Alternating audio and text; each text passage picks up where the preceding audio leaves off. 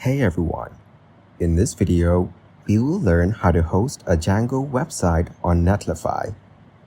First, ensure your Django app is production ready, including settings like allowed_hosts, debug equals false, and databases config.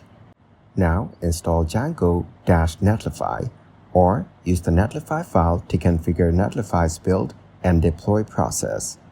Then set up a Git repository for your Django project.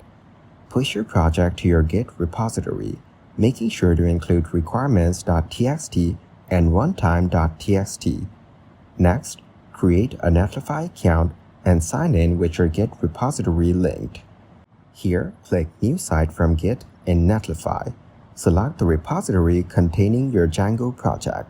In the build settings, set the build command to Python manage.py, collect static, and publish directories to static files. Configure environment variables like Django_secret_key, database_URL, and any others needed for deployment.